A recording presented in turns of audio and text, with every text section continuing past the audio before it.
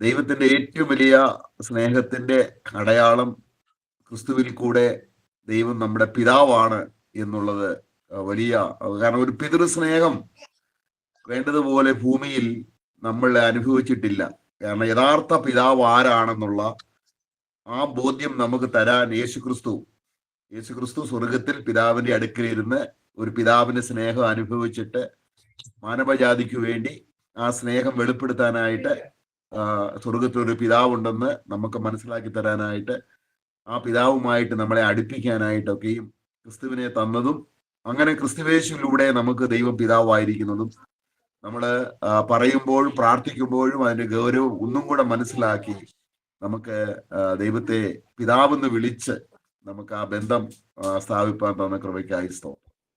हमने जैसा अभी गीत गाते समय में उसमें ऐसा लिखा था कि प्रेम की परिपूर्णता या स्नेह की परिपूर्णता, उस प्रेम का परिपूर्णता का बात है प्रभु यीशु मसीह इस जगत पर आकर हमको बता के दिया। और वो पूर्णता इस बात पर लेकर आता है कि परिणाम ये है कि हमें स्वर्ग में एक पिता है करके, परमेश्वर के साथ मिलाकर जो पिता का रिश्ता जोड़ने का जो कार्य किया था उसमें था यीशु मसीह का परमेश्वर का प्रेम का पूर्णता का अनुभव हमें मिलता है, जिसके वजह से हमारे पास एक स्वर्गीय पिता है करके ये बात जानने को मिलता है। इसके लिए हम लोग कितने धन्य लोग हैं कि इस रीति से हमारे पास एक स्वर्गीय पिता है जो हमसे प्रेम करता है और वो पिता है जो हमें संभालता है करके ये बात का अनुभव हम लोग इस भूमि में रहते समय में हमें जानने को मिल रहा है। പഴയ നിയമത്തിൽ ദൈവത്തെ പിതാവെന്ന് ദൈവം വെളിപ്പെടുത്തിയില്ല. ദൈവം അബ്രഹാമിന്റെയും ഇസ്ഹാക്കിന്റെയും യാക്കോബിന്റെയും ദൈവം എന്നുള്ള നിലയിലാണ് പഴയ നിയമത്തിൽ ദൈവം ഇടപെടുന്നതും ഉടമ്പടി ചെയ്യുന്നതും ഇസ്രായേൽ ഗൃഹത്തോടുള്ള ദൈവത്തിന്റെ ബന്ധം മുഴുവനും ആ രീതിയിലാണ്. पुराने नियम में परमेश्वर कभी भी अपने आप को पिता करके रूप में प्रकट नहीं किया था। वो अधिकतर करके हम जानते हैं कि अब्राहम, इसहाक और याकूब का परमेश्वर बोल के इस रीति से परमेश्वर की रीति से लोगों को प्रकट हुआ था। एक पिता का रूप में या पिता का अधिकार का विषय को नहीं बताया था। പഴയ നിയമത്തിലെല്ലാം ശരീരത്തോടുള്ള ബന്ധത്തിൽ ജഡീക നിയമങ്ങളായിരുന്നു. അവർക്ക് പരസ്യമായ രീതിയിൽ ഒരു ആരാധന ആലയമുണ്ട്, ഒരു മഹാപുരോഹിതനുണ്ട്, ആടുകളുണ്ട്, എല്ലാം ദൃശ്യമായതും കാണത്തക്കതും. അപ്പോൾ തന്നെ ജഡീക ബന്ധത്തോട് ബന്ധപ്പെട്ടാണ് നമ്മൾ എബ്രായ ലേഖനം 10 അധ്യായത്തിൽ വായിക്കുന്നുണ്ട്. എന്നാൽ പുതിയ നിയമത്തിൽ ജഡം ബന്ധമില്ല. ഇത് തികച്ചും ആത്മാവിലുള്ള ഒരു നിത്യ ബന്ധത്തെയാണ് ഈ പിതാവ് പുത്രൻ എന്നുള്ള നിലയിൽ നമുക്ക് ദൈവം വെളിപ്പെട്ടു വന്നിരിക്കുന്നു. पुराने नियम में जब देखते रिश्ते को हम देखते समय में हमेशा एक शारीरिक रिश्ता या शारीरिक संबंध की रीति से बंधन को प्रकट किया जाता था। मतलब शारीरिक रीति से एक मंदिर होता था, आराधना करना पड़ता था और याजक लोग होते थे, याजकों का समाज होता था, शारीरिक रीति से आराधना कर कर आकर वस्तुएं रहता था। इस रीति से बातें हैं जो हमने इब्रानी का पुस्तक 10वां अध्याय में पढ़ते समय में भी देखते हैं। परंतु नए नियम में हम देखते समय में ये सब बातें आत्मिक हो गया। പഴയ നിയമത്തിൽ അവര് മൃഗങ്ങളുടെയും കാളുകളുടെയും പശുക്കിടാക്കളുടെയും ഒക്കെ രക്തം മൂലം ദൈവത്തോട് അടുക്കുകയായിരുന്നു. എന്നാൽ പുതിയ നിയമത്തിൽ പിതാവിനോട് അടുക്കുന്ന ഒരു വളരെ ഹൃദയസ്പർശിയായ ആത്മബന്ധമുള്ള നിത്യതയോളം നിലനിൽക്കുന്ന ഒരു ബന്ധത്തിന്റെ സ്ഥാപനമാണ് നമുക്ക് പുതിയ നിയമത്തിൽ ക്രിസ്തുയേശുവിലൂടെ ലഭിച്ചിരിക്കുന്നത്. तो पुराने नियम में हम देखते समय में जब वो लोग भेड़ बकरियों का लहू लेकर, भस्म लेकर आकर, ये सब लेकर आकर वो लोग बलि चढ़ाते समय में और आराधना करते समय में ये सब भेड़ के पीछे का वो लोग एक परमेश्वर के वो लोग एक निकट आते थे, उनकी उपस्थिति में खड़े रहते थे। लेकिन नए नियम में हम देखते समय में मंडली एक पिता की उपस्थिति में आ रहा है, पिता के पास आकर आराधना का वो भेड़ चढ़ा रहा है। इसलिए नए नियम में पुराने नियम से ज्यादा खास और आशीष और धन्य बात है जो पुराने नियम में नहीं था। നമ്മള് ജാതികളായി ജനിക്കപ്പെട്ട നമ്മളെ സംബന്ധിച്ചിടത്തോളം കർത്താവ് ഭൂമിയിലായിരുന്നപ്പോൾ ഇവർക്കൊരു പിതൃത്വമില്ല, ഇവർക്കൊരു നാഥനില്ല, ഇടയനില്ല എന്ന രീതിയിൽ വളരെയധികം കർത്താവ് വിഷമിച്ചതായിട്ട് നമ്മൾ കാണുന്നുണ്ട്. और हम क्योंकि हम लोग अन्य जाति लोग हैं, हम लोग विजाति लोग हैं, हमारा ये गिरा हुआ हालत को देखकर यीशु मसीह ने हमें देखते समय में भूमि में उन्होंने क्या कहा कि ये लोग का हालत ऐसा है कि मानो इनको चलाने वाला कोई नायक नहीं या फिर एक पिता रहित हालत है करके ये दुर्दशा प्रभु यीशु मसीह ने हमारे में देखा, हमें देखा। നമുക്ക് ജഡത്തിൽ ഒരു പിതാവ് ഉണ്ടായിരുന്നു പറഞ്ഞാലും നമ്മൾ മരിച്ചു കഴിഞ്ഞാൽ പിന്നെ പിതൃത്വം ഇല്ലാത്ത രീതിയിൽ നമ്മൾ അനാഥരായിരുന്നു വാസ്തവത്തിൽ ഭൂമിയിൽ. നമുക്ക് ജഡത്തിൽ ഒരു പിതാവ് ഉണ്ടെങ്കിൽ പോലും ആ പിതൃത്വത്തിന് ഒരു ദൈർഘ്യമില്ല, അത് ജഡമാണ്. ജഡരക്തങ്ങൾക്ക് സ്വർഗരാജ്യം പ്രവേശിക്കാൻ കഴിയുകയില്ല, നിത്യതയിലേക്ക് കൊണ്ടെത്തിക്കാൻ കഴിയില്ല. അപ്പോൾ നമ്മൾ വാസ്തവത്തിൽ ഭൂമിയിൽ മാതാപിതാക്കൾ ഉണ്ടെന്ന് പറഞ്ഞാലും നമ്മൾ അനാഥരാണ്. അപ്പോൾ ഈ അപ്പനില്ലാത്ത അവസ്ഥയാണ് അനാഥത്വം. നമുക്ക് വിലാപങ്ങളുടെ പുസ്തകം 5-ാം അധ്യായത്തിന്റെ 3-ാം വാക്യത്തിൽ അങ്ങനെ വായിക്കുന്നുണ്ട്. तो हम लोग भूमि में हम लोग रहते समय में भले ही हम लोग को शारीरिक माता पिता है करके बोला, तो भी ये शारीरिक माता पिता सिर्फ हमारे जीवन जिंदा रहते समय तक ही उसका वैल्यू, उसका मूल्यता है।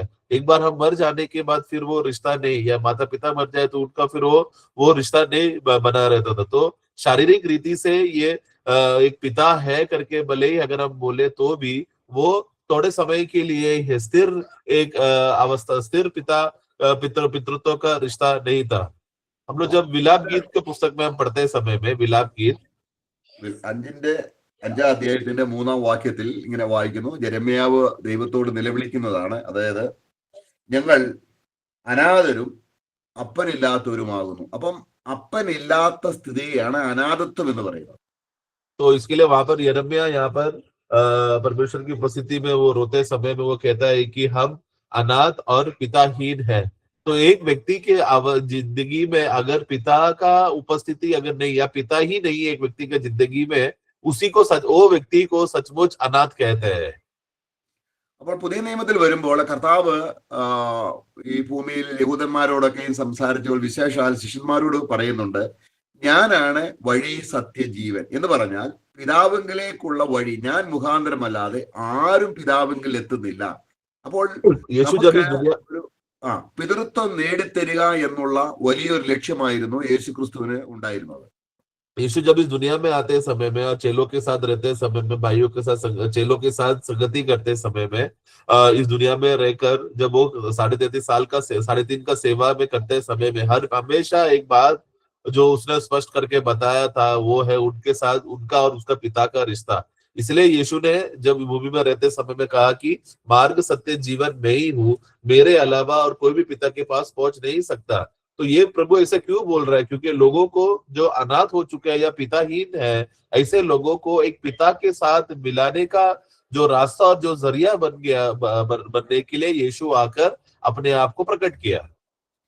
അപ്പൊ നമ്മള് കർത്താവ് ഇവിടെ വന്നപ്പോൾ കർത്താവ് പറയുണ്ടായി, അപ്പം നമുക്ക് യേശു ക്രിസ്തുവിന്റെ പിതാവാണ് ദൈവം. അപ്പോൾ നമുക്ക് ദൈവത്തെ പിതാവ് എന്ന് വിളിക്കണമെങ്കിൽ യേശുവിന്റെ ജീവൻ നമുക്ക് ഉണ്ടാകണം. അതാണ് കർത്താവ് യോഹന്നാന്റെ സുവിശേഷം 17-ാം അധ്യായം അതിന്റെ 3-ലും 6-ലും വാക്യം നമ്മൾ വായിക്കാം. യോഹന്നാന്റെ സുവിശേഷം. ദൈവം നമ്മളെ പിതാവ് എന്ന് പറയുമ്പോൾ അർത്ഥസ്പുഷ്ടമായിട്ട് അങ്ങനെ തന്നെ ഒരു വലിയ ബന്ധം ദൈവവുമായിട്ട്, നമുക്ക് ജഡത്തിൽ മാതാപിതാക്കളുമായി ബന്ധമുള്ളതുപോലെ സ്വർഗത്തിലെ ദൈവവുമായി നമുക്കൊരു ബന്ധം സ്ഥാപിക്കുകയാണ്. ആ ബന്ധം നിത്യമാണ്. പക്ഷെങ്കിൽ ഈ ഭൂമിയിലെ ബന്ധം അത് ജഡരക്തമായതുകൊണ്ട് അറ്റുപോകും, മരിക്കുമ്പോൾ നശിച്ചു പോകും. എന്നാൽ സ്വർഗീയ ബന്ധം, സ്വർഗത്തിലെ ദൈവവുമായുള്ള ബന്ധം നിത്യബന്ധമാണ്. അതിനാണ് ദൈവം പിതാവ് എന്നുള്ള നിലയിൽ അവന്റെ പിതൃത്വത്തോടുള്ള ബന്ധത്തിൽ നമ്മളെ ആക്കി തീർക്കുന്നത്. നമുക്ക് യോഹന്നാന്റെ സുവിശേഷം 17-ാം അധ്യായം അതിന്റെ 2-ാം വാക്യം വായിക്കുമ്പോൾ, इसके लिए हमें जब हम स्वर्गीय पिता हमारा पिता है करके बोलते समय में सबसे पहले बात हमें वो स्वर्गीय पिता हमारा पिता कैसा बना करके जानना जरूरी है। ये हमारा जीवन के कार्य की वजह से नहीं, बल्कि क्योंकि पिता परमेश्वर यीशु मसीह का पिता है, इसके लिए वो हमारा पिता बन गया। क्योंकि वो यीशु का पिता होने की वजह से वही जीवन जब हमारे अंदर, यीशु का जीवन भी हमारे अंदर है, इसके लिए वो हमारा पिता बना है। तो वो पिता बनने का कारण यीशु मसीह का जीवन के कारण के वजह से है। तो और ये पितृत्व का रिश्ता जो एक बार हम यीशु मसीह में हमारे के साथ हो जाने की वजह से ये सर्वदा तक, अनंत काल तक टिके रहने वाला एक रिश्ता है।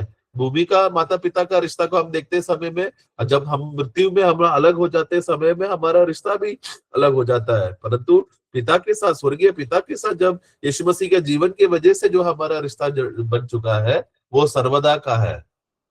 2-ാം വാക്യത്തിൽ നമ്മൾ വായിക്കുന്നു, യോഹന്നാ का पुस्तक सुसमाचार 17 का 2 में हम इस रीति से पढ़ते हैं, നീ അവന് നൽകിയിട്ടുള്ളവർക്കെല്ലാം എന്ന് പറഞ്ഞാൽ പിതാവായ ദൈവം പുത്രനായ യേശു ക്രിസ്തുവിനെ നൽകിയിട്ടുള്ള എല്ലാവർക്കും അവൻ നിത്യജീവനെ കൊടുക്കേണ്ടതിന്.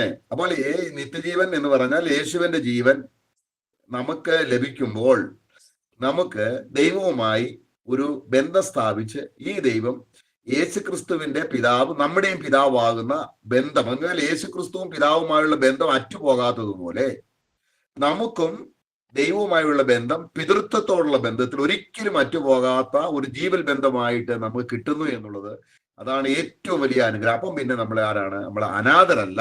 നമുക്കൊരു ഇറ്റേണൽ നിത്യമായ ഒരു പിതൃത്വം ഉണ്ട് ക്രിസ്തുവിൽ കൂടെ. അത് നമ്മുടെ ജീവിതത്തിൽ അനുഗ്രഹിക്കപ്പെട്ട കാര്യമാണ്. जिन्हें तूने उसको दिया है उन सबको वो अनंत काल का जीवन दिया है। तो जिनको भी दिया गया है यीशु मसीह के हाथ में, ये कौन लोग है? ये वो लोग हैं जिनको प्रभु यीशु मसीह वो पिता की उपस्थिति में लेकर अगर अनंत काल का जीवन दे सके, उन लोगों के विषय के बारे में बोला गया, जिसके वजह से आज हम लोगों को हमें ये जीवन मिलने का इसका कारण इसके लिए बना क्योंकि हमें पिता को ये भाया कि अपने पुत्र को हमें सौंपा जाए ताकि हम सबको वो अनंत काल का जीवन मिले। तो इस जीवन हमें मिलने की वजह से है, आनंद काल का जीवन मिलने की वजह से है ये स्वर्गीय परमेश्वर आज से हमारा पिता बन चुका है। അപ്പൊ അവർക്ക് ആ നിത്യജീവൻ കിട്ടുന്നവർക്ക് യേശുക്രിസ്തു ഒരു കാര്യം വെളിപ്പെടുത്തും. അതാണ് നമ്മൾ അടുത്ത വാക്യം, അതിന്റെ 17ന്റെ 6ാം വാക്യത്തിൽ, जिन जिन लोगों को अनंत काल का जीवन मिलने वाला है उन लोगों को प्रभु यीशु मसीह एक बात प्रकट करके भी देगा। वो क्या प्रकट करके देगा? वही യോഹന്നാൻ 17:6 में पढ़ते समय में हम देखते हैं, നിന്റെ നാമം വെളിപ്പെടുത്തുക. നിന്റെ നാമം പിതാവ് എന്നുള്ളതാണ്. അതാണ് നമ്മൾ സ്നാനപ്പെടുമ്പോൾ പിതാവിന്റെയും പുത്രന്റെയും പരിശുദ്ധാത്മ. അപ്പം ദൈവത്തെ നമുക്ക് പിതാവായിട്ട് വെളിപ്പെടുത്തി തരികയാണ്. കാരണം ഇനി നമുക്ക് ഇസ്രായേൽ മക്കൾ വിളിച്ചതുപോലെ അബ്രഹാമിന്റെയോ ഇസാക്കിന്റെയോ യാക്കോബിന്റെയും ദൈവം എന്ന് നമ്മൾ വിളിക്കേണ്ട ആവശ്യമില്ല. അങ്ങനെ ഒരു ബന്ധം നമുക്കില്ല. നമുക്ക് യേശുക്രിസ്തുവുമായിട്ടുള്ള ബന്ധമായതുകൊണ്ട്, യേശുവിന്റെ അതേ ജീവൻ നമുക്കുള്ളത് കൊണ്ട് നമുക്ക് ദൈവം ഇനിയും പിതാവാണ്. അപ്പം ദൈവത്തെ പിതാവെന്ന് വിളിക്കുമ്പോൾ അവന്റെ പേര് അങ്ങനെ തന്നെയാണ്. ദൈവം എന്നുള്ള പേര് പറയുമ്പോൾ അവിടെ ആ അർത്ഥത്തിലല്ല, പിന്നെ പിതാവെന്ന് വളരെ വ്യക്തിപരമായി യേശുവിനെ പോലെ നമുക്ക് ദൈവത്തോട് ബന്ധപ്പെടാനുള്ള അനുഗ്രഹമാണ് യേശുക്രിസ്തുവിൽ കൂടെ നമുക്ക് ലഭിച്ചിരിക്കുന്നത്. तो इसके लिए सबसे पहले यीशु जिन जिन लोगों को पिता ने यीशु के हाथ में सौंपा गया है और जिन जिन लोगों को अनंत काल का जीवन मिलने वाला है, उन सारे मनुष्यों को यीशु क्या करेगा? उन लोगों को पिता का नाम प्रकट करके देगा। मैं तुम्हारा नाम प्रकट करके दूंगा, मतलब पिता करके जो नाम है वो नाम को प्रकट करके देगा। पिता केवल एक रिश्ता ही नहीं बल्कि वो नाम भी है। इसलिए बपतिस्मा लेते समय में हम लोग पिता पुत्र पवित्र आत्मा के नाम से या नाम में करके बोलकर, तो वो नाम भी है। तो ये नाम को लेकर और पुकार कर है हम उस पिता के साथ, स्वर्गीय पिता के साथ हम लोग रिश्ते में हम लोग जुड़ जाते हैं। पुराने नियम के समान नहीं, जो जैसा परमेश्वर करके बोलकर अब्राहम इसहाक याकूब का परमेश्वर बोलकर, ऐसा परमेश्वर बोलकर नहीं, बल्कि एक पिता है और उस पिता को हमें बुलाने का जो अधिकार हमें देकर है, वो हमें वो नाम को प्रकट कर रहा है ताकि उस नाम को हम बुला सके। അപ്പോൾ ഈ മനുഷ്യകുലത്തിലുള്ള ആദാമ്യ കുലത്തിൽ ചിലരെ ദൈവം പിതാവ് അവന്റെ മക്കളാക്കി തീർക്കാനായിട്ട് ദൈവം സെലക്ട് ചെയ്യണം. ദൈവമാണ് ദൈവമാണ് തെരഞ്ഞെടുക്കുന്നത്. പിതാവായി ദൈവം തെരഞ്ഞെടുത്തിട്ട്, അപ്പൊ നമ്മളെ തെരഞ്ഞെടുത്തപ്പോൾ നമ്മൾ പാപികളായതുകൊണ്ട് നമ്മുടെ മേലുള്ള ദൈവക്രോധം യേശു എടുത്തു മാറ്റണം. അതാണ് യേശുക്രിസ്തുവിന് നിർവഹിക്കേണ്ടി വന്ന ഏറ്റവും വലിയ ഒരു ബാധ്യത. तो ये आदम वंश के लोगों को बचाने के लिए था प्रभु यीशु मसीह जब इस दुनिया में आते समय में, इस आदम वंश के जिनके लोगों के ऊपर प्रभु ने क्या किया, पिता ने क्या किया? कुछ लोगों को यीशु मसीह के हाथ में दे दिया। ये कुछ लोग कौन है?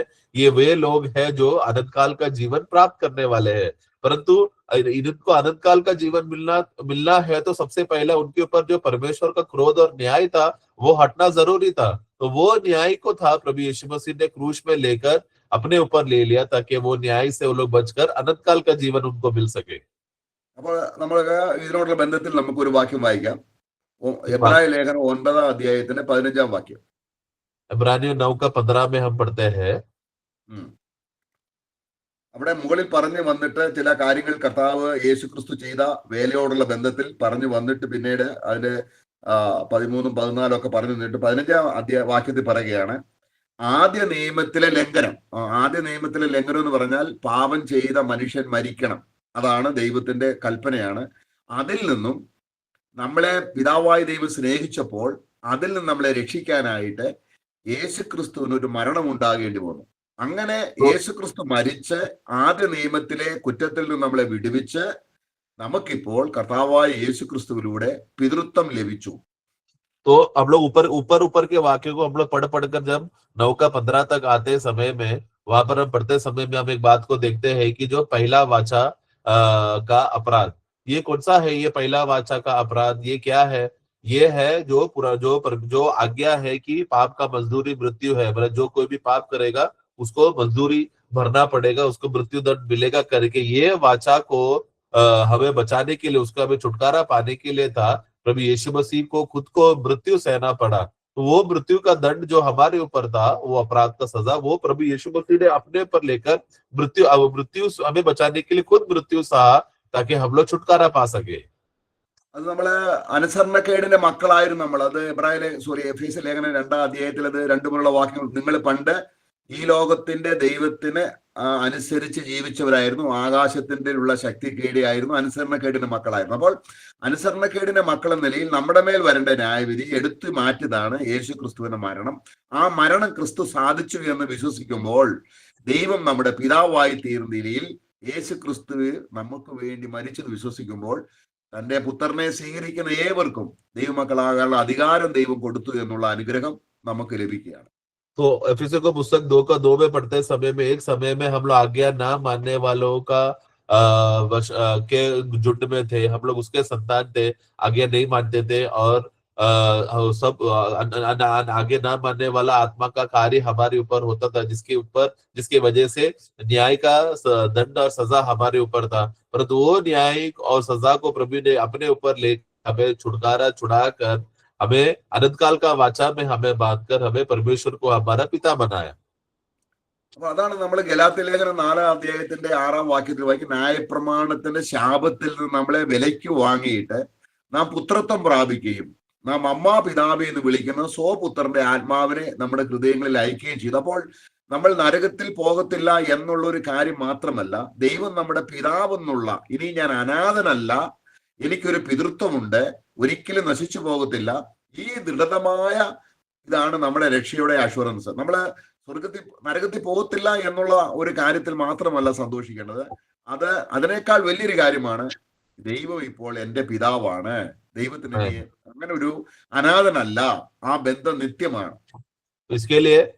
अब इसके लिए गलतियों का पुस्तक 4-5-6 में हम पढ़ते समय में हम देखते हैं कि तुम अभी पुत्र हो जाने की वजह से हमें लेपालक का आत्मा मिला है, जिसके वजह से अभी हम लोग व्यवस्था के अधीन में नहीं, बल्कि लेपालक का आत्मा मिलने की वजह से, जो पुत्रत्व का आत्मा मिलने की वजह से हम लोग अभी उस आत्मा के मदद से हम उस परमेश्वर को हे अब्बा कर और हे पिता करके पुकार सके, उस प्रकार का अधिकार हमें मिला है। तो एक विश्वासी के जीवन में वो एक नरक का विधि से बच गया है करके उसी बात में वो खुशी नहीं मना रहा, बल्कि उससे भी बड़ा खुशी की बात है कि अभी स्वर्ग में अभी हमको एक स्वर्गीय पिता भी हमें है, क्योंकि इसलिए अभी एक विश्वासी मर जाने के बाद वो अभी अनाथ नहीं है, बल्कि उसके लिए एक स्वर्गीय पिता है जो सब अधिकार में है, जो उसके लिए है करके ये बात का आनंद है वो विश्वासी को मिलता है। तो इसलिए हम लोग सिर्फ नरक से बच गए बोलकर उस बात का खुशी में ना रहते हुए उसे आगे बढ़कर हमें स्वर्ग में एक पिता भी है करके उस बात से ज्यादा आनंदित होकर विश्वासी जीना है। അപ്പോൾ ഇതിന് നമ്മുടെ തെരഞ്ഞെടുപ്പല്ല പ്രധാനം, ദൈവം നമ്മളെ മക്കളായി തീരാൻ പിതാവ് തെരഞ്ഞെടുത്തിട്ട് നമ്മളെ പുത്രന്റെ അടുക്കിലേക്ക് ക്രൂശമരണം കാണാനായിട്ട് പുത്രന്റെ അടുക്കിലേക്ക് ഹോളി സ്പിരിറ്റ് നമ്മളെ നയിക്കുകയാണ്. तो ये हमने चुना है करके वैसा नहीं, ये हमने चुना है ऐसा नहीं, बल्कि ये परमेश्वर का चुनावट है, और ये परमेश्वर का चुनावट में उन्होंने क्या किया, उस चुनावट में उन्होंने हमें मतलब यीशु मसीह की ओर सौंप दिया, ताकि उस क्रूस में उस बलिदान का उस मृत्यु की वजह से हमें, क्योंकि हमें सौंपा जाने की वजह से यीशु मसीह का मृत्यु हमारे लिए लाभदायक हो रहा है, और ये पवित्र आत्मा है जो हमें उस मसीह का उस क्रूस में हमें सौंपता है, ताकि यीशु मसीह का मृत्यु का कार्य की वजह से हमें अनंत काल का जीवन मिल सके। നമുക്ക് യോഹന്നാന്റെ സുവിശേഷം 6-ാം അധ്യായത്തിന്റെ 65-ാം വാക്യം വായിക്കുമ്പോൾ हम लोग യോഹന്നാൻ 6:65 में हम पढ़ते हैं, അവിടെ കർത്താവ് അവരോട് യഹൂദന്മാരോട് പറയുകയാണ്, കാരണം നിങ്ങൾക്ക് വിശ്വസിക്കാൻ കഴിയുകയില്ല. അതിന്റെ 65-ാം വാക്യം, ഇത് ഹേതുവായിട്ടത്രേ ഞാൻ നിങ്ങളോട് പിതാവ് കൃപ നൽകാതെ ആർക്കും എന്റെ അടുക്കൽ വരുവാൻ കഴിയുകയില്ല. അപ്പോൾ ആരെങ്കിലും നമ്മളൊരു സുവിശേഷം കേട്ടിട്ട് യേശുവിനെ രക്ഷിതാവായി സ്വീകരിക്കുന്നുവെങ്കിൽ അത് പിതാവായ ദൈവം നമ്മളെ തെരഞ്ഞെടുത്ത് ഹോളി സ്പിരിറ്റിനാൽ നയിക്കപ്പെടുന്നില്ല എങ്കിൽ ആ ആള് രക്ഷിക്കപ്പെടുന്നില്ല. तो इसके लिए हम लोग, क्योंकि ये हमारा अविश्वास, हम विश्वास ना करने के अवस्था की वजह से है, यहाँ पर 65 में पढ़ते समय में, और उसे ये कहा कि इसीलिए मैं तुम्हें ये कहता हूं कि जब तक किसी को पिता की ओर से वरदान ना दिया गया है तब तक वो मेरे पास नहीं आ सकता। इसलिए जब हम किसी को भी हम लोग सुसमाचार बोलते समय में, जब तक वो व्यक्ति को पवित्र आत्मा उस व्यक्ति को यीशु मसीह की ओर उसको नहीं पहुंचाता, पिता परमेश्वर की ओर से वो उस चुनावट के वजह से अगर वो पिता पर यीशु मसीह की ओर नहीं और आता, तब तक वो उद्धार नहीं पा सकता। നമ്മള് ഒരു സുവിശേഷം കേൾക്കുന്നു, അവിടെ അവര് സുവിശേഷകൻ പറയുന്നു, നിങ്ങൾ യേശുവിന്റെ അടുക്കിലേക്ക് വന്നാൽ നിങ്ങളുടെ കടബാധ്യത മാറും, നിങ്ങൾക്ക് രോഗം സൗഖ്യമാകും. ഇങ്ങനെ ആകുമ്പോൾ നമ്മുടെ ഒരു ഭൗമിക ആവശ്യത്തിന് വേണ്ടി ദൈവത്തിന്റെ അടുക്കൽ ചെല്ലുമ്പോൾ നമുക്ക് പിതാവായ ദൈവം നയിച്ച് പിതൃത്വം കിട്ടുന്ന രീതിയിലുള്ള ഒരു നടത്തിപ്പ് കിട്ടാത്തത് കൊണ്ട് അവർ രക്ഷിക്കപ്പെടുന്നില്ല.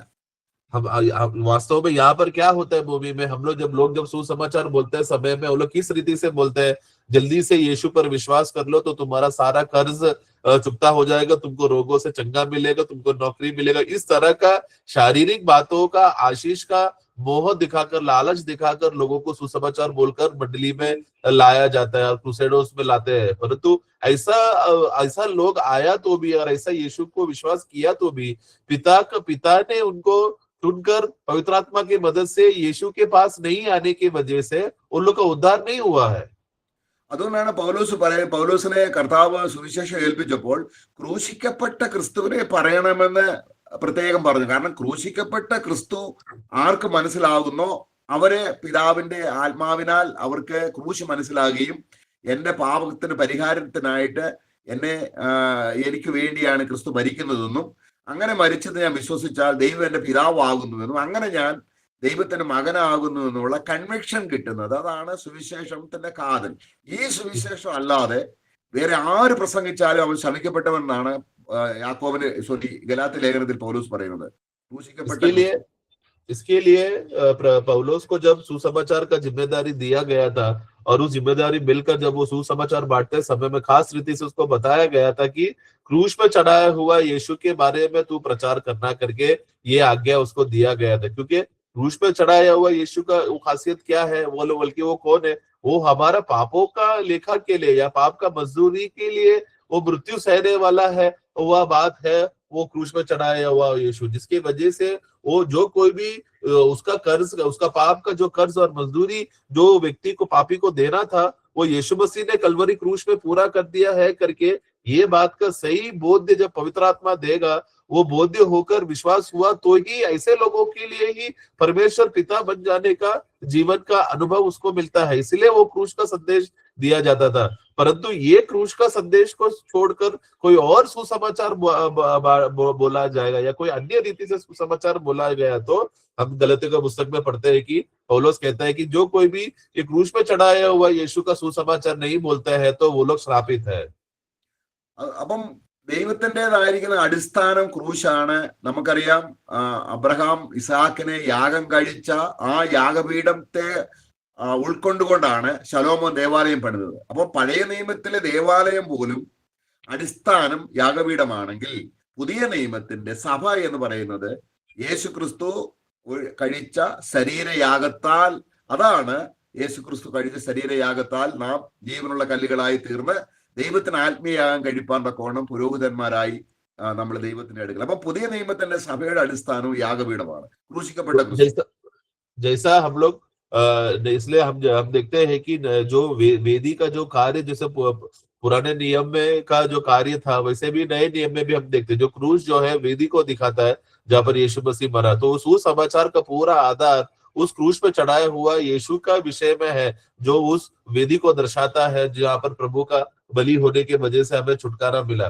पुराने नियम में देखा जाए तो जैसा अब्राहम ने इसहाक को मोरिया पर्वत में लेकर जाकर जो वेदी बनाकर वहां पर बलि करने के लिए जो स्थान में लेकर गया था, परमेश्वर ने सोलोमन राजा को वही स्थान पर मंदिर बनाने के लिए आज्ञा दिया था। तो मंदिर कहाँ पर बांधा गया था? जहां पर वेदी के जो चुना हुआ नियुक्त स्थान था।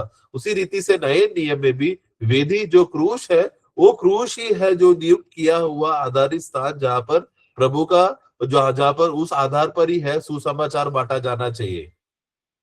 നമുക്ക് ഒരു വാക്യം കൂടെ നമുക്ക് യോഹന്നാന്റെ സുവിശേഷം 6 അധ്യായം 37 വാക്യത്തിൽ കർത്താവ് പറയാണ്, യോഹന്നാൻ 6:37 में प्रभु कहता है, പിതാവ് എനിക്ക് തരുന്നതൊക്കെയും എന്റെ അടുക്കൽ വരും. അപ്പം നമുക്ക് യേശുക്രിസ്തുവിനേക്ക് അടുക്കിലേക്ക് ചെല്ലാൻ ഹോളി സ്പിരിറ്റിന്റെ സഹായം വേണം. അതായത് ആത്മാവാണ് നമ്മളെ നമുക്ക് പാപത്തെക്കുറിച്ച് ബോധം വരുത്തി ഒരു രക്ഷകൻ നിനക്ക് ആവശ്യമാണ് എന്ന് നമുക്ക് പുറത്തു നിന്നുകൊണ്ട് നമുക്ക് കൺവിൻസ് ചെയ്ത് ക്രൂശിലേക്ക് നയിച്ച് ക്രൂശിൽ നമ്മൾ കർത്താവിനെ സ്വീകരിക്കുമ്പോൾ ദൈവാത്മാവ് പുത്രത്തിന്റെ ആത്മാവ് നമ്മുടെ ഉള്ളിൽ വരികയാണ്. അതാണ് കർത്താവ് പറഞ്ഞത്, എന്റെ പിതാവ് ആരെങ്കിലും തെരഞ്ഞെടുത്ത് എന്റെ അടുക്കൽ വിട്ടാൽ ഒരിക്കലും ഞാൻ അവനെ കൈവിടത്തില്ല. वहां पर जो का यूहन्ना का सुसमाचार 6:37 में, जो कुछ पिता मुझे देता है वह सब मेरे पास आएगा, उसमें से कोई भी किसी को भी मैं कोई भी नष्ट नहीं होगा। तो प्रभु यहाँ तो पवित्र आत्मा जिन जिन लोगों को चुनकर यीशु मसीह की ओर लेकर आता है, वही लोग ही है वो उद्धार का रास्ते में या उद्धार अनुभव होता है, क्योंकि पवित्र आत्मा है लोगों को पाप का बोध्य का अनुभव में आकर वो लोग उस यीशु के पास आता है। इसके लिए यीशु ने कहा कि जब तक कोई पिता जब तक लोग जिसको मेरे पास भेजेगा उनको मैं कभी नहीं त्यागूंगा। അപ്പം പിതാവ് ആരെയൊക്കെ ക്രിസ്തുവിന്റെ അടുക്കലേക്ക് നയിക്കുന്നോ അവരെ പൂർണ്ണമായി രക്ഷിക്കാൻ ഉള്ള ഒരു വലിയ ഉത്തരവാദിത്വം യേശുവിനുണ്ട്. അവിടെ കർത്താവ് പറയുകയാണ്, ഒരു പിതാവിനോട് ഒരു മകൻ എങ്ങനെ കടപ്പെട്ടിരിക്കണം എന്ന കാര്യവും കൂടാണ് യേശു ക്രിസ്തു ഇവിടെ വെളിപ്പെടുന്നത്. കാരണം പിതാവിനെ അനുസരിക്കുന്ന ഒരു മകൻ. അതുകൊണ്ടാണ് എന്റെ പിതാവ് ആരെങ്കിലും എന്റെ അടുക്കൽ അയച്ചാൽ ഞാൻ അവനെ പൂർണ്ണമായി രക്ഷിക്കണം, കാരണം ഞാൻ ചെയ്യുന്നത് എന്റെ പിതാവിന് ഇഷ്ടമാണ്. അപ്പോൾ ഒരു മകൻ എങ്ങനെ ആയിരിക്കണം എന്നുള്ളതും കൂടെ യേശു ക്രിസ്തു വെളിപ്പെടുത്തുകയാണ്. പിതാവിന് ഇഷ്ടം ചെയ്യുക, അത് ക്രിസ്തുവിനെ സംബന്ധിച്ചും നമ്മൾ രക്ഷിക്കപ്പെട്ടതിന് ശേഷം നമ്മളെ സംബന്ധിച്ചും ഇത് സത്യം തന്നെയാണ്. तो इसके लिए यीशु सिर्फ उन्हीं लोगों को बचा रहा है जो जिनको पिता उनको उनके पास लेकर आ रहा है। तो ये लेकर आते समय में यीशु मसीह का जो सबसे बड़ा जिम्मेदारी क्या बन जाता है कि जो जो लोग पिता यीशु के पास लेकर आते समय में उन लोगों को यीशु कभी नहीं त्यागता, कभी नहीं निकालता, बल्कि एक बहुत बड़ा जिम्मेदारी यीशु का ये है कि उनको उद्धार देने का कार्य प्रभु करता है। तो ये कार्य करते समय में वहां पर यीशु मसीह का एक बेटा होने का जिम्मेदारी भी वहां पर दिखाता है, क्योंकि जिन जिन लोगों को पिता परमेश्वर यीशु के पास लेकर आते हैं समय में उन सभी लोगों को उद्धार देकर कभी ना नष्ट ना करा के बल्कि हमेशा संभाले रखने का जो बड़ा कार्य, जो यीशु का एक अच्छा बेटा होने का, जिम्मेदार बेटा होने का जो कार्य है, सेवा है, यहाँ पर इससे हमें मालूम पड़ता है। അപ്പൊ നമ്മള് മക്കളായി തീർന്നു കഴിഞ്ഞപ്പോൾ ഒരു നിത്യബന്ധം, ഒരിക്കലും നശിച്ചു പോകാത്ത ഒരു നിത്യബന്ധം യേശു ക്രിസ്തുവിന് പിതാവിനോടുള്ളതുപോലെ നമുക്കും പിതാവിനോടുണ്ട്. അതാണ് നമ്മള് എബ്രായ ലേഖനം 2-ാം അധ്യായത്തിന്റെ 11-ാം വാക്യത്തിൽ വായിക്കുന്നത്, വിശുദ്ധീകരിക്കുന്നവനും വിശുദ്ധീകരിക്കപ്പെടുന്നവർക്കും ഒരുവനല്ലോ പിതാവ്. യേശു ക്രിസ്തുവാണ് നമ്മളെ മരണത്തിലൂടെ വിശുദ്ധീകരിച്ചത്. അപ്പോൾ तो इसके लिए जैसा एक विश्वासी को यीशु मसीह का जीवन मिल जाने की वजह से विश्वासी के अंदर यीशु मसीह का जीवन भर जाता है, उस जिसके वजह से क्या परिणाम होता है कि जिस रीति से यीशु पिता के साथ का जो गहरा रिश्ता और नाता में बने रहता है, उसी रीति से विश्वासी लोग भी उसी पिता के साथ उसी नाता और रिश्ता में आ जाता है। इसके लिए हम लोग इब्रानी का पुस्तक उसका 2 अध्याय का 11 वाक्य में पढ़ते समय में वहां पर हम देखते हैं कि पवित्र करने वाला और पवित्र किए जाने वालों का दोनों एक ही मूल से है, दोनों को एक ही पिता है करके, क्योंकि प्रभु का वही जीवन वो विश्वासियों के अंदर आने की वजह से दोनों एक ही मूल से बन जाता है। അപ്പോൾ അത് 2-ാം അധ്യായം എബ്രായ 2:14 ചിലർ വായിക്കും. അപ്പോൾ നമ്മളെ പോലെ യേശു ജഡവും രക്തവും ഉള്ളവനായി വന്നു, നമ്മളെ പോലെ യേശുവിന്റെ ശരീരത്തിലും പാപം ഉണ്ടായിരുന്നു എന്ന് വ്യാഖ്യാനിക്കുന്നവരുണ്ട്.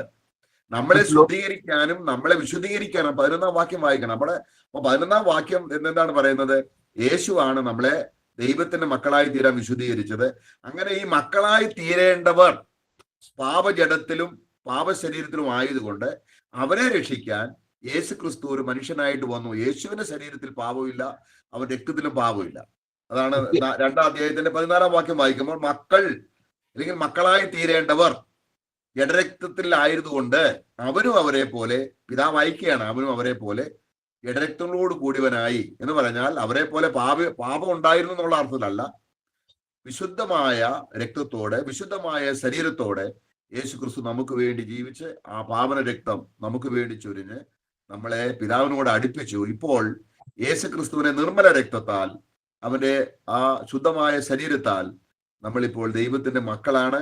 നമുക്ക് ദൈവത്തെ അബ്ബാ പിതാവേ എന്ന് വിളിക്കാനുള്ള സ്വീകാര്യത അനുഗ്രഹത്തോടെ ഓർത്ത് നമുക്ക് എപ്പോഴും അവനെ അബ്ബാ പിതാവ് എന്ന് വിളിക്കാനുള്ള അനുഗ്രഹമുണ്ട്. इब्रानी को पुस्तक 2:14 हम लोग पढ़ते समय में अधिकतर लोग ये वचन को इस रीति से पढ़ते हैं कि क्योंकि लड़के या बच्चे मांस और लहू के थे, इसीलिए यीशु भी उसी प्रकार का मांस और लहू के समान आ गया, जिसके वजह से यीशु का शरीर और लहू में भ्रष्टता थी या पाप थी करके ऐसा बहुत सारा लोग अलग अलग गलत रीति से व्याख्या वो लोग बनाते, गलत अर्थ बनाते हैं, क्योंकि साबित करने के लिए यीशु भी साधारण मनुष्यों के समान शारीरिक रीति से पाप के साथ आया करके, परंतु वैसा नहीं है। क्योंकि वो क्यों ऐसा आया है करके हम पहला वहां पर 11 में हमने क्या पढ़ा कि वो पवित्र करने के लिए आया था। यीशु क्यों आया?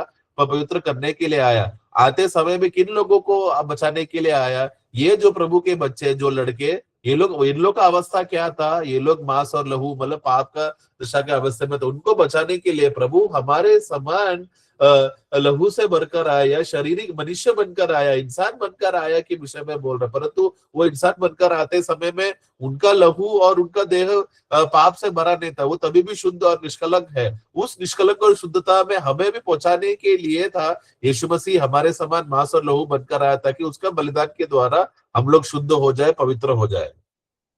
ഇപ്പോൾ അതാണ് നമ്മള് റോമാലേഖനം 8:19 പറയുകയാണ്, സൃഷ്ടി, മുഴുവൻ സൃഷ്ടി, ആകാശവും ഭൂമിയും സകല സൃഷ്ടികളും ഒരു വീണ്ടെടുപ്പിന് വേണ്ടി കാത്തിരിക്കുന്നു. പക്ഷെ അവർക്ക് എങ്ങനെ വീണ്ടെടുപ്പ് കിട്ടും? ദൈവപുത്രന്മാരുടെ വെളിപ്പാടിനായിട്ട് ആകാംക്ഷയോടെ അത് കാത്തിരിക്കുന്നു. रोमियो का पुस्तक 8:19 में हम लोग पढ़ते समय में वहां पर हम देखते हैं कि सारा सृष्टि वो लोग एक छुटकारा के लिए वो लोग इंतजार कर रहे हैं, परंतु वो छुटकारा कब होगा? जब मनुष्य का पुत्र लोग जब प्रकट होंगे तभी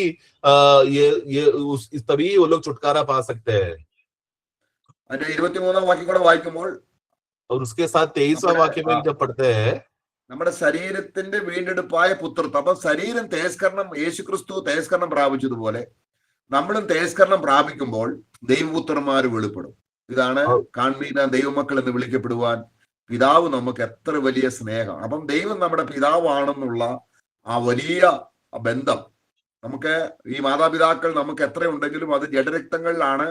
നമ്മള് അങ്ങനെയുള്ളവരല്ല, മരിച്ചു കഴിഞ്ഞാൽ പിന്നെ നമുക്ക് പിതൃത്വമില്ല, അനാഥരായി പോകും. നരകത്തിൽ പോകുന്നവരെല്ലാവരും അനാഥരായിട്ട് തീരുകയാണ്. അപ്പൊ ആ അവസ്ഥയിൽ നിന്നും കർത്താവായ യേശു ക്രിസ്തു തന്റെ പിതാവിന്റെ ആഗ്രഹപ്രകാരം പുത്രത്വം തന്ന് നമ്മളെയൊക്കെ പിതൃത്വം, ദൈവത്തെ പിതാവെന്ന് വിളിക്കാൻ നമുക്ക് അവകാശം നേടിത്തന്ന ഈ വലിയ ബന്ധം എത്ര ശ്രേഷ്ഠമാണ്, എത്ര അനുഗ്രഹമാണ്. उतना ही नहीं, सृष्टि लोग इंतजार करते हैं समय में वास्तव में तभी क्या हो रहा है? ये लोगों का देह का, विश्वासी लोगों का देह का छुटकारा का दिन के लिए विश्वासी लोग वाट जोत रहे हैं, क्योंकि इस दिन क्या होगा? उस दिन वो लोग सब लोग, हम लोग पिता परमेश्वर को आमने सामने देख सके, उस अवस्था में पहुंचेगा। तो वो छुटकारा का दिन के लिए है सब लोग इंतजार कर रहे हैं, जहां पर हम लोग हम लोग पिता की उपस्थिति में हम लोग रहेंगे, पिता को मिलेंगे उस समय। इसके लिए इस दुनिया का, हमारा माता पिता का और दुनिया का जो भी शारीरिक रिश्ता है वो सब खत्म हो जाएगा, और जो सर्वदा का है, हमेशा हमेशा टिका रहने वाला अनंत काल का जीवन, वही अनंत काल की बातें हैं, सिर्फ वही बना रहेगा। और वो बातें हैं हम लोग वापस स्वर्ग में पिता की उपस्थिति में बने रहने का अवस्था छुटकारा का दिन में। അപ്പൊ കർത്താവ് ഭൂമിയിലായിരുന്നപ്പോൾ ശിഷ്യന്മാരെ വിളിച്ച് ഈ കാര്യം പ്രത്യേകിച്ച് പറയുന്നുണ്ട്. മത്തായി സുവിശേഷം 23-ാം അധ്യായത്തിൽ, ഈ പരീശന്മാർ ചെയ്തതുപോലെ നിങ്ങളെ അവരെ കയറി പിതാവെന്ന് വിളിക്കരുത്, അവരെ ഗുരുവെന്ന് വിളിക്കരുത്, നിങ്ങൾ വ്യത്യസ്തരാണ്. മത്തായിയുടെ സുവിശേഷം 23-ന്റെ അതിന്റെ 8-ാം വാക്യത്തിൽ, നിങ്ങളോ റബി എന്ന പേരെടുക്കരുത്, ഒരുത്തനത്രേ നിങ്ങളുടെ ഗുരു. അതാരാന്നറിയാമോ? പരിശുദ്ധാത്മാവിനെ കുറിച്ചാണ് പറയുന്നത്. പരിശുദ്ധാത്മാവാണ് നമ്മളെ പഠിപ്പിക്കുന്നത്. ഈ ക്രിസ്തുവിനെ കുറിച്ചും പിതാവിനെ കുറിച്ചും നമുക്ക് ആത്മീയ ബോധം തരുന്ന അവനാൽ പ്രാപിച്ച അഭിഷേകം നിങ്ങൾക്ക് സകലവും ഉപദേശിച്ചു തരും. तो इसके लिए जवाब यीशु ने चेलों को अपने पास बुलाकर वो लोग ने चेलों को एक बात उपदेश दिया कि जो ये तुम्हारे दुनिया का जो फरीसी लोग और बहुत सारे गुरु लोग जो चेले लोग बनाने के बाद उन लोग जो गलती कर बैठते हैं, वो लोग क्या है कि गुरु लोग अपने चेलों को पिता करके बुलाने का ऐसा बातों के लिए चेलों को उकसाते हैं। इसके लिए यीशु ने कहा कि उस प्रकार के गुरुओं के पास नहीं जाना, जो अपने आप को इस रीति से पिता बुलाया जाने का पद में नहीं जाना, बल्कि उन लोग के पास नहीं जाना, बल्कि तुम किसी को भी दुनिया में उसका मत्ती का सुसमाचार उसका 23:8 में पढ़ते समय में किसी को भी रवि नहीं कहलाना, बल्कि एक ही तुम्हारा गुरु है। और वो ये किसके बारे में कहा कि हमें हमें शिक्षा सिखाने वाला, शिक्षण देने वाला पवित्र आत्मा के बारे में यहाँ पर कह रहा है। അതിന്റെ 9-ാം വാക്യം വായിക്കുകയാണ്. നിങ്ങളോ वो भी हम पढ़ते हैं। എല്ലാവരും സഹോദരന്മാർ, ഭൂമിയിൽ ആരെയും പിതാവ് എന്ന് വിളിക്കരുത്, ഒരുത്തനത്രേ നിങ്ങളുടെ പിതാവ്, സ്വർഗസ്ഥൻ തന്നെ. അപ്പം പിതാവായ ദൈവം സ്വർഗസ്ഥനാണ്. യേശു ഭൂമിയിലായിരുന്നപ്പോഴും സ്വർഗത്തിലോട്ട് നോക്കി പിതാവ് എന്ന് വിളിച്ചു. അതുകൊണ്ട് നമ്മുടെ പിതാവ് എപ്പോഴും സ്വർഗസ്ഥനാണ്. അപ്പോൾ നമുക്ക് ഭൂമിയിൽ ജഡസംബന്ധമായിട്ട് ഒരു പിതാവുണ്ടെങ്കിൽ അത് ജഡപ്രകാരമുള്ള പിതാവാണ്. അത് അവരെ നമുക്ക് പിതാവ് എന്ന് വിളിക്കാം. പക്ഷെങ്കിൽ ആത്മബന്ധത്തിൽ, നിത്യതയോടുള്ള ബന്ധത്തിൽ ഒരാളെ മാത്രമേ പിതാവ് എന്ന് വിളിക്കാവൂ. അത് നമ്മുടെ സ്വർഗസ്ഥനായ പിതാവാണ്. കാരണം നമുക്ക് ഈ പിതാവുമായിട്ട് ബന്ധം സ്ഥാപിക്കപ്പെട്ടു. इसके लिए और वाक्य 9 में हम ऐसा पढ़ते हैं कि तुम सब लोग भाई भाई हो और पृथ्वी में भी किसी को तुम पिता करके नहीं बुलाना, केवल तुम्हारा एक ही पिता है जो स्वर्ग में है। हम देखते हैं कि ये एक गवाही में था। यीशु मसीह हमेशा जीता था, हमेशा एक ही स्वर्ग की ओर देखकर ही वो स्वर्गीय पिता करके बुलाता था। ये स्वर्गीय पिता कौन है? हमारा आत्मिक पिता है। हमें शरीर में, इस दुनिया में जिन लोगों को हम लोग शारीरिक रीति से पिता बुलाते हैं, समय में उन लोग सबका रिश्ता शारीरिक रीति से संबंध में खत्म होता है, परंतु एक ही पिता है जो आत्मिक पिता है, जो हमेशा टिका रहने वाला, सर्वदा के लिए बना रहने वाला, वो है स्वर्गीय पिता। इसलिए उन्हीं को ही, जो स्वर्गीय पिता को ही आत्मिक रीति से तुम्हारा स्वर्गीय पिता को बुलाना, और किसी को भी तुम लोग आत्मिक रीति से स्थान देकर पिता नहीं बुलाना, एक ही को ही पिता बुलाना, जो है स्वर्गीय पिता। നിങ്ങൾ നായകൻ എന്ന പേരും എടുക്കരുത്. और ഒരുത്തനത്രേ स्वामी भी നിങ്ങളുടെ करके नहीं നായകൻ, बुलाना। ക്രിസ്തു തന്നെ. 10-ാം വാക്യത്തിൽ നിങ്ങൾ നായകൻ എന്ന പേരെടുക്കരുത്, അല്ലെങ്കിൽ പാസ്റ്റർ അല്ലെങ്കിൽ റവറന്റ് എന്നുള്ള പേരും എടുക്കരുത്. ഒരുത്തനത്രേ നിങ്ങളുടെ നായകൻ, ക്രിസ്തു തന്നെ. और तुम किसी को स्वामी भी करके नहीं बुलाना। हम लोग भूमि में जो पास्टर, रेवरेंड करके जब हम लोग लोगों को बुलाते हैं समय में, ऐसा किसी व्यक्तियों को ऐसा स्वामी नाम का टाइटल का पास्टर बोलकर, रेवरेंड बोलकर नहीं बुलाना, बल्कि एक ही तुम्हारा एक ही स्वामी है, अर्थात मसीह। നിങ്ങൾ എല്ലാവരും സഹോദരന്മാർ. കാരണം ആരാണ്? ക്രിസ്തുവിന്റെ സഹോദരന്മാരും പിതാവിന്റെ മക്കളും. हम लोग सब लोग भाई भाई हैं, जहाँ पर यीशु मसीह हमारा बड़ा भाई, हम लोग सब सह भाई है आपस में, और स्वर्गीय पिता परमेश्वर हमारा पिता है। അപ്പോൾ ദൈവത്തിന്റെ വലിയ ആഗ്രഹം, അനേകം പുത്രന്മാരെ തേജസ്സിലേക്ക് നയിക്കുമ്പോൾ അവിടെ രക്ഷാനായകനെ കഷ്ടാനുഭവങ്ങളിലാക്കി.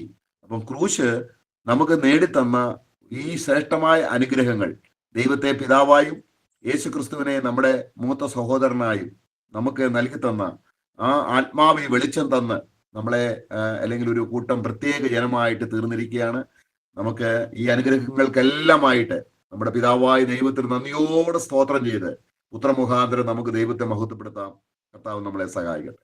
इसके लिए परमेश्वर को यह भाया कि वो बहुत सारे पुत्रों को महिमा में लेकर आने के लिए उनको यह भाया कि उन्होंने अपना पुत्रों को या प्रभु यीशु मसीह को कष्ट के द्वारा लेकर जाए, ताकि वो उद्धारकर्ता को दुख की ओर से लेकर के द्वारा सिद्ध कर सके। तो वो प्रभु यीशु मसीह को इस रीति से गया ताकि हम सब लोग यीशु मसीह का उस कष्ट के द्वारा हम लोग सब लोग बहुत सारे पुत्र बन सके, जो महिमा में हम पुत्र लोग महिमा में पहुंच सकने के लिए है। प्रभु यीशु मसीह ने हमारे लिए ये सब किया। तो परमेश्वर को ये भाया कि इस रीति से ये कार्य जो किया है, जो जिसका परिणाम यीशु मसीह, जिसका कार्य कष्ट और दुख सब यीशु मसीह के ऊपर आया, यीशु मसीह ने ये सब झेला, जिसके वजह से हमें इस रीति से उद्धार का ये कार्य पर आया। इसके लिए प्रियो, आओ हम लोग सब लोग उस महान पिता को हम लोग धन्यवाद करें, जिसके द्वारा हमें एक स्वर्गीय यीशु मसीह को इस दुनिया में बेचकर उनका बलिदान के द्वारा हमें एक बड़ा भाई मिला यीशु मसीह में, और एक स्वर्गीय पिता मिला,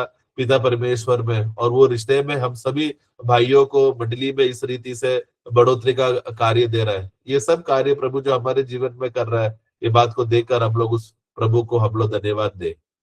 നമ്മള് അപ്പനില്ലാതെ അനാഥരല്ല. ഇപ്പോൾ നമ്മള് പിതൃത്വമുണ്ട്, നമുക്ക് സഹോദരത്വമുണ്ട്, നമ്മള് സ്വർഗീയ പൗരന്മാരാണ്. നമ്മൾ ഇവിടം വിട്ടങ്ങ് പിതാവിന്റെ അടുക്കിലേക്ക് പോകും.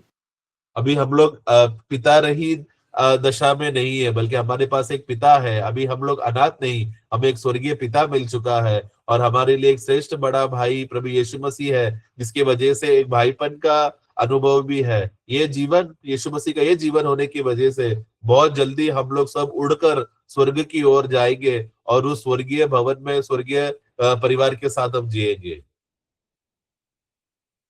സ്തോത്രം. നമുക്ക് പ്രാർത്ഥിക്കാൻ സഹോദരന്മാരെ, ആരും ഒരാൾ പ്രാർത്ഥിച്ചാട്ടെ. इस विषय में प्रभु हम सबको सहायता करे। धन्यवाद।